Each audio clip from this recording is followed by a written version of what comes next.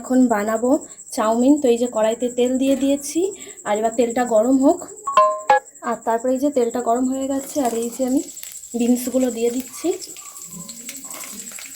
আর তারপরে এই যে দিয়ে দিচ্ছি একটু পরিমাণ মতন লবণ। এবার তেলটা একটু হালকা করে ভেজে নেব।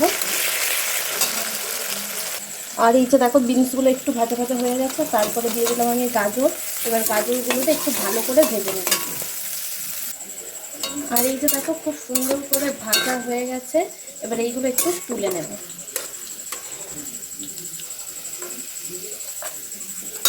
সব আর তারপরে এই যে কুচি করা পেঁয়াজগুলো দিয়ে দিচ্ছি। এবার পেঁয়াজটা দিয়ে একটু ভালো করে ভেজে নেব। আর যেহেতু আমি লঙ্কা খেতে পছন্দ করি না ঝাল, তো সেখানে ঝাল দিতেও আমি ভুলে যাই, তো ঝাল কুচি করতে ভুলে গেছিলাম। এই যে একটু লঙ্কাগুলো চেরা লঙ্কাটা দিয়ে দিলাম। তো এটাকে এবার একটু ভালো করে ভেজে নিই। আর এই যে পেঁয়াজটা ভাজা হয়ে গেছে, এবার আমি ডিমটা ভেঙে দিয়ে দিচ্ছি এর ভেতরে।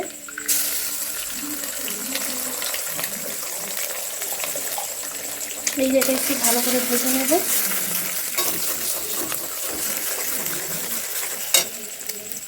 আর এই যে তারপরে ভেজে রাখা বিনস আর গাজরটাও দিয়ে দিলাম। তারপরে এই যে দেখো সব কিছু ভালো করে ভাজা হয়ে গেছে। এবার দিয়ে দিচ্ছি একটু সয়া সস, চিলি সস। একটু দিয়ে দিলাম চিলি সস।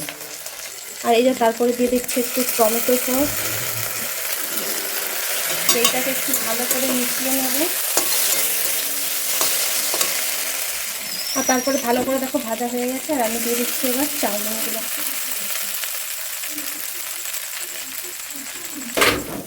আর তারপরে এই যে দেখো এটা একটু ভালো করে মিশিয়ে নিচ্ছি।